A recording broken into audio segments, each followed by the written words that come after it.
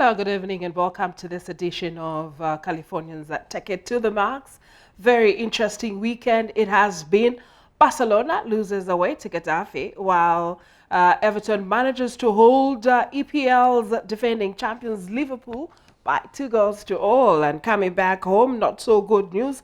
Both Justin Shoonga as well as Augustine Mulenga move away from Orlando Pirates as they move to the DSTV Premiership side. TTM will give you more when the two gentlemen join us, and also we'll just probably talk a little bit about the story of Justin and Augustine, who really were doing very well, if you remember, a few seasons in South Africa, as well as for the Zambia national team. Very, very sad indeed development that this has happened to the two. We go for a break, and when we come back, we'll talk a little bit about some Taekwondo after the break.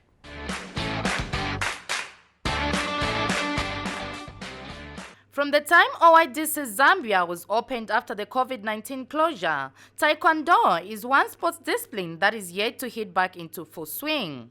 This is because it is a contact sport waiting to be given a go-ahead by the health authorities, considering the current situation of the coronavirus pandemic. However, the people in charge and the athletes themselves could not completely stay away from the sport. Instead, they asked for clearance over Poomsea, which does not involve any contact. Kefa Sebisa, first-degree black belt holder, who is the coordinator, says Poomsea will help the athletes as they wait for the sport to fully come back. We have been discouraged from conducting full contact competitions. So basically what we're doing is we are encouraging the students to practice their forms, we call them Poomsea. So what we're doing today is basically they're showcasing how well one has practiced in comparison to another. So it's more like a competition, but in actual sense there are no winners. It's just for the sake of continuity, per se. We don't teach everything on public. Things we hide them in the Poomsea. So if you know the Poomsea, you are good to fight. And best fighters are known through Poomseas. The Poomseas have been good, although we are just seeing some hiccups of the guys because of the pandemic which happened, and most of the guys they weren't training. But I'm so happy to see that some guys are just catching up. The participants are equally excited to be back. It helps me be fit and flexibility. Yamatandiza to memorize. Ngatufunoziwa monga my moves na my calculations or my school sometimes. Here now I feel fit and free. For now, they wait for the complete return of the sport for the teams to fairly compete under the Teulings Youth Sports Challenge. Memory Malisawa, ZNBC Sports, Lusaka.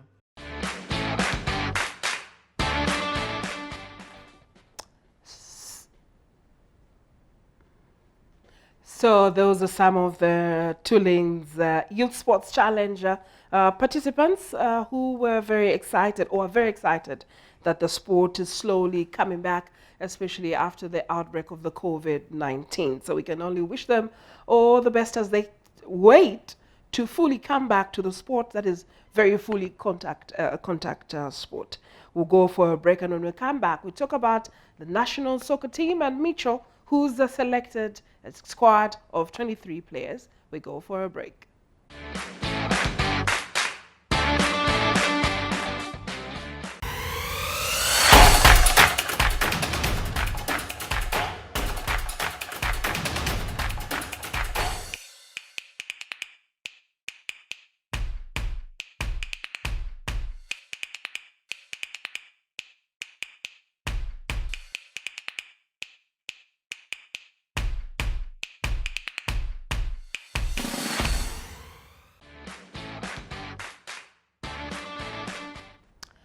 Welcome back, and now we move on to football, and in the national football soccer team, where MICHO has called 23 local players for the two friendly games against Ethiopia and South Sudan that will be played on the 22nd and 26th of October 2020. So this is a very interesting time. We have in the studio with me Nsama as well as other gentlemen. Good evening and welcome to the program. Good evening, thanks. Maybe quickly, before we talk about the 23 local players that have been called for this very crucial Ethiopia and South Sudan friendlies that are going to be played in October.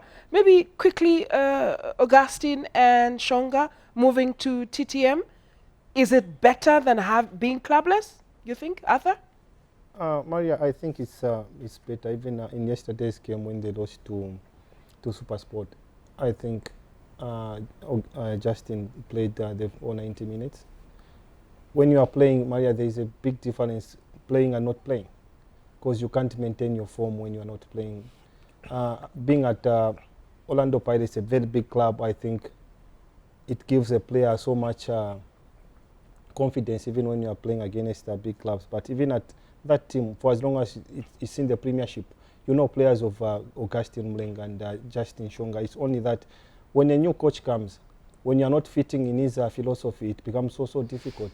I think where they have gone, they will redeem themselves and find a better club compared to TTM. But looking at the way they've performed in South Africa when they were being given chance, extremely well. It's only at that point when the new coach came in, that's when it all went sour. But I wish them all the best at TTM. I think when they just have game time, they are good players that even at the national team helped us a lot. Yeah. If they get back to their form and then they are drafted back into the national team, will benefit as Zambia. Nsama, you think the same as other things, that better them having game time than totally not playing? Well, I can look at it from a different point of view. Yes, they can have game time, but in that same game time, what are they doing? Are they influencing games? Are they making the difference? It's not just about playing 90 minutes, playing 45 minutes, coming from the bench and that sort of thing. Are they making the difference? Are they influencing games? Because what a lot of Zambians outside Zambia have got to understand is, as a foreign player, you're expected to be of a certain very high level. You must make the difference. That you must show why they bought you, why you're getting paid a lot of money than a lot of the local players. And some players, when they go outside Zambia, they tend to forget that. After they have signed, they tend to go into the comfort zone, because a lot of teams will expect you to perform week in, week out. Even if you score 4 or 5 goals, if you stop performing, they'll throw you out. So I think it's a lesson to every Zambian based outside. They have to deliver. They have to put in 200% in every game. Okay, so that is it between about Justin as well as Augustine. Let's come back home where MICHO, like I earlier on said, has selected 23 players that to participate in Zambia's 2 friendly games involving Ethiopia as well as South Sudan. And what he's done actually is to pick, if not all the players that he's used in the last friendly games that we've had with Malawi as well as South Africa. Arthur, you think he's probably happy with what he has and he wants to create that consistency? Yes, Maria, looking at the games that the previous friendlies that they played, I think the locals understand his philosophy more than the pros. Because even when we played Kenya, you saw how the game changed the moment these local guys were introduced, even when we played South Africa. I think for the professionals, they need to understand, they need to adapt very quickly. But for the locals, they've adapted, which is a very good thing. No wonder he's calling for more friendlies so that they can understand fully what he wants from them. Nsama, you happy so far with the 23 squad? Well, these are local players. Obviously, if it was up to me, I would push in Ghana's number 9, Sate. But you see, the way it is, MICHO is looking towards the Chad. But again, he's also thinking it's very important, very vital that we beat Botswana in the AFCON qualifiers. But again, always in Zambia, we're always in this situation where if local players play well, we think certain foreign players are not good enough. And then when they struggle, we think foreign players, we need them. And then, so I think we have to reach a point where we strike a balance. Let's select our best players. I think we're going to know for sure what MICHO is trying to do when we finally know this is his best team from all the available players. But again, obviously we need to win our remaining games for the AFCON. I think that's That's a major thing. Could we strike a balance on this very important thing as Arthur? Yes, we have a new coach. What is it that would like to get from him? Qualify to the next AFCON? If yes, are we being realistic that we're going to qualify to the coming AFCON? Yes, Maria, football being the way it is, anything is possible. The key thing is beating Botswana home and away. If we get 6 points from Botswana, then facing Algeria at home, if at all we beat Algeria, and then a huge task awaits us in Harare, which is, I know a lot of people are doubting it, but I'm confident that we are going to pull through. But surely this is a very hard battle that we're going through. We let it go to the west. Nsama, you think we could manage a home and away, win to Botswana and win in Algeria? We were hammered in Algeria. Algeria now coming here. So, but sometimes in football, we can think that the Algeria game home, the Zimbabwe game away are the most difficult. But then we'll find out that it's the Botswana games which are going to give us problems. So we need to take each game as it comes. But again, we need to win all the remaining 4 games and hope that results go our way. But right now it's in our hands, because if we win the remaining 4 games, obviously we're going to finish second. But if results go our way, we can even finish first. But first, we have to win our games and then start take out the calculator.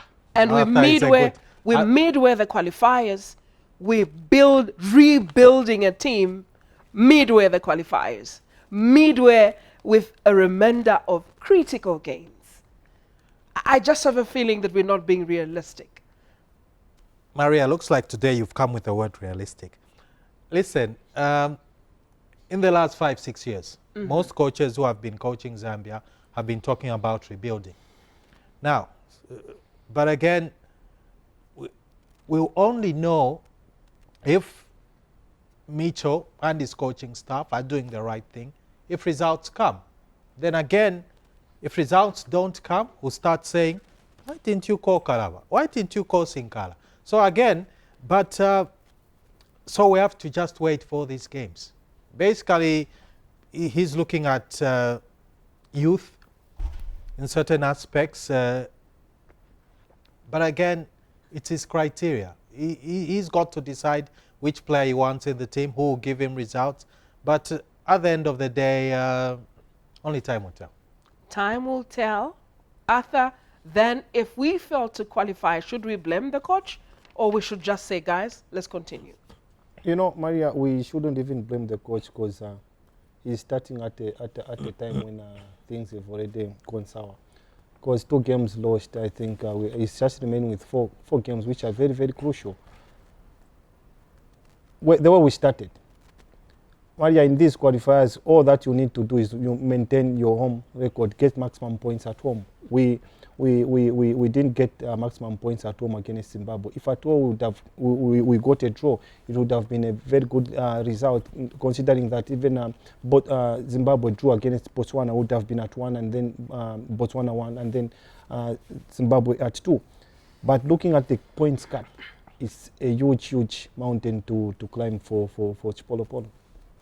Well, we'll wait and see, and we wish Zambia all the best in their 2 friendly preparatory matches with the play against Ethiopia as well as South Sudan.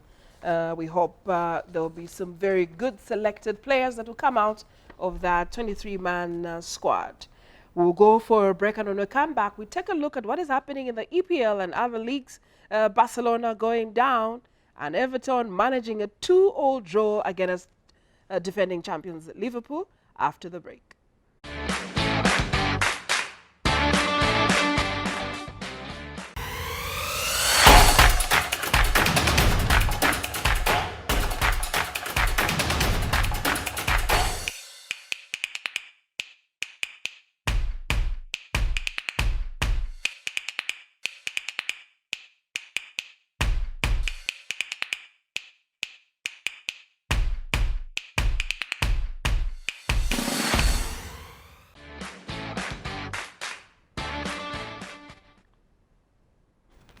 Welcome back. Don't forget to take those selfies and download them on the Tech to the Max Facebook. So just find anywhere you'll find a branded Californian beverage bus stop. There is a decal on the floor. You'll see where you're supposed to stand. Get that selfie with a friend or just yourself and upload it on the Take It to the Max Facebook page. You could be able to be a winner of those goodies that we keep on showing, some caps, some T-shirts, and probably you could be, like me, enjoying some of the Californian beverage stock or products. So let's move to the EPL, gentlemen. Maybe before we go to EPL, let's start with Barcelona. They seem to be struggling, losing away to Getafe by a goal to nil. The team was shaky. Messi wasn't as the Messi that I've seen. He was trying his level best to get in people's way and just get something out of it. Maria, you know, it's not now that this Barcelona side has not lived up to expectations. The rebuilding at Barcelona is going on. It's time that they accepted that they are no longer the Barcelona that we knew. Players that they depend too much dependence on Messi is what is killing them. And again, the new coach, he needs to come up with a system that is going to make everyone feel the importance of being at Barcelona. I think by doing that, the team will come good and start winning again.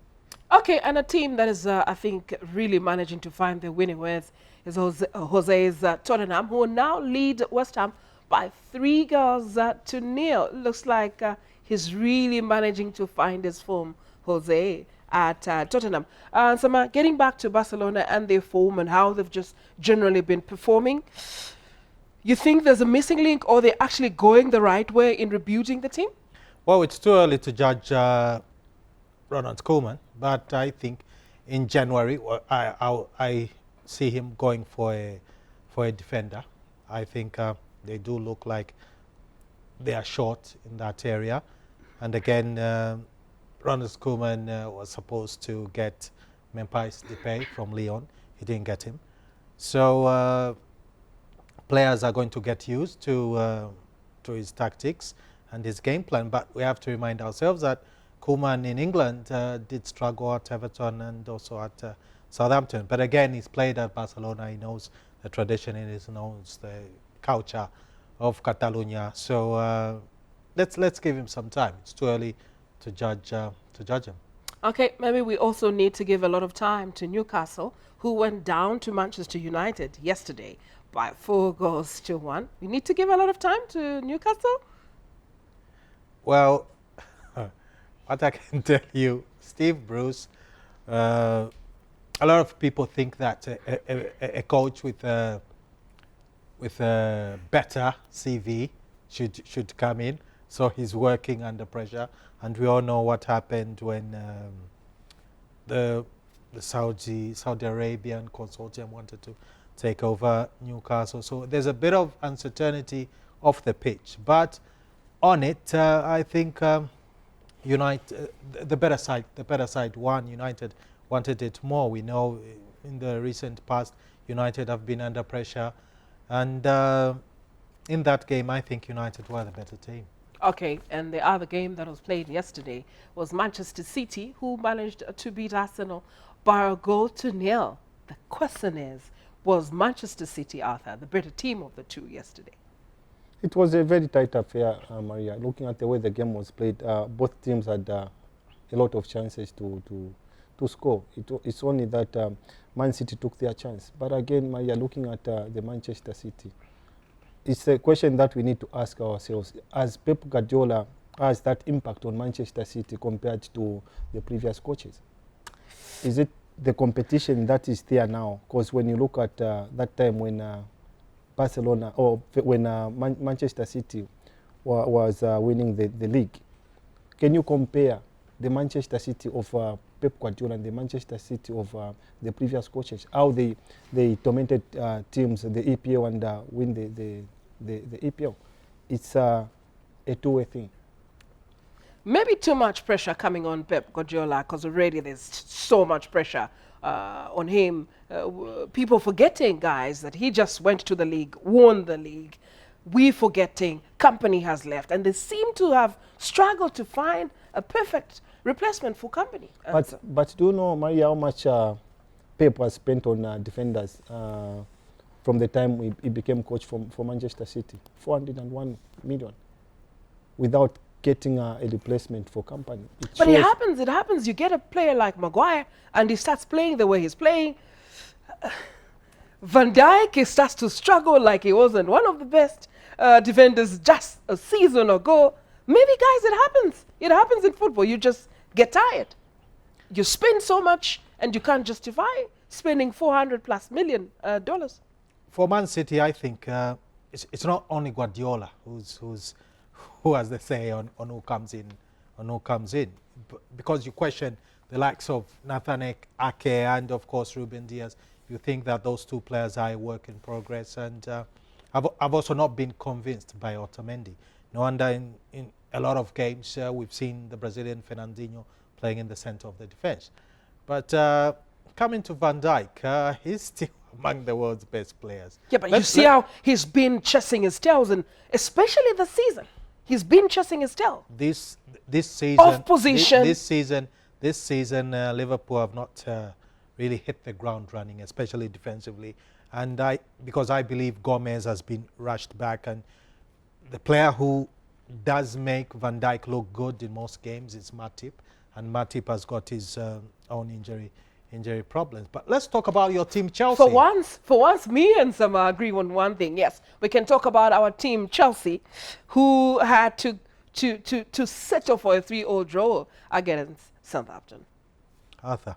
I think with Chelsea, Maria, it's still a work in progress. Looking at the way from midfield going up front, a very, very good side, but defensively, goalkeeper, shambles. Each and every game, if at all Chelsea were to keep allow it only one goal per game, they would have won all the matches that they've played in the new season. But it's the defense that is letting them down. Okay, and a team that I think is doing very well for themselves is Everton. They managed a 2-2 draw yesterday against Liverpool. Surely we should say this was a better result for Everton than it was for Liverpool, Nsama, quickly. Well, Liverpool feel outdone by, because there's a goal that should have counted, it didn't. And Pickford shouldn't have been on the pitch. I mean, horrendous foul on Van Dijk.